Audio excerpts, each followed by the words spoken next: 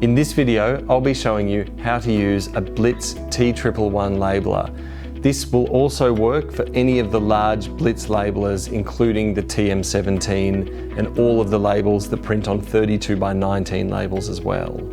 To unload a roll of labels from the Blitz very large labelers, first we open the base plate by sliding back the tabs on either side and then using your index finger to pull the base plate open.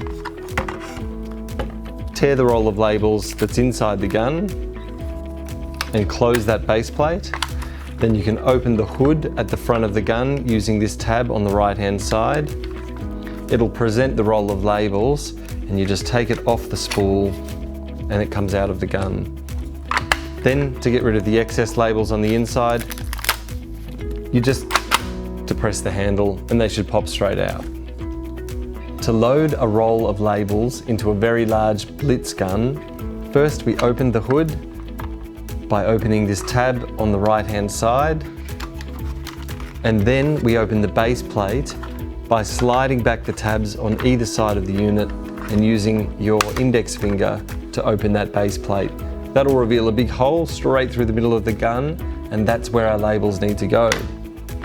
Take our roll of labels. In this case, because it's a Blitz T111, we're using a 29x28mm label. Straighten out about 10 to 15 centimeters worth of the label, and then we're going to feed that through the gun, ensuring that the paper is facing upwards. Once you can see it coming out the bottom, we can put that roll of labels onto the spool and close the hood of the gun. You should have about 10 to 15 centimeters sticking out.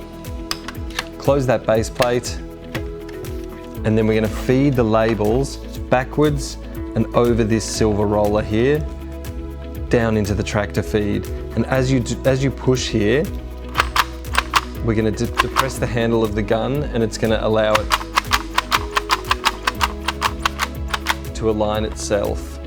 Remove some of these labels from the backing paper. It'll just help so they don't get stuck inside the gun. And then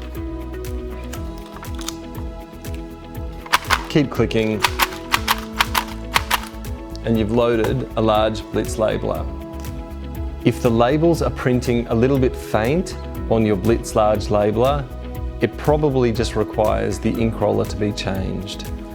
Now, I always wear a pair of gloves when I'm changing an ink roller because no matter how careful you are, there's always a tendency for ink to just go everywhere.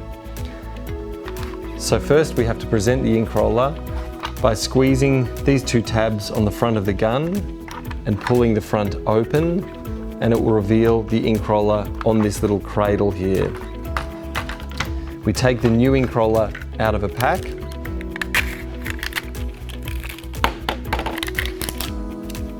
and conveniently with this particular model, it's already on the cradle, the ink roller. So you actually just remove the entire cradle and then replace it. So to remove it,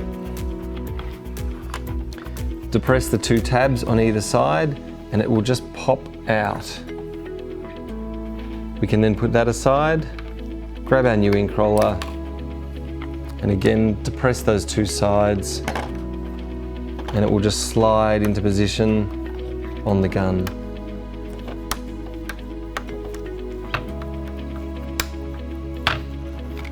Just ensure that those two tabs on the cradle click into the little holes here. And then you can close the front of the gun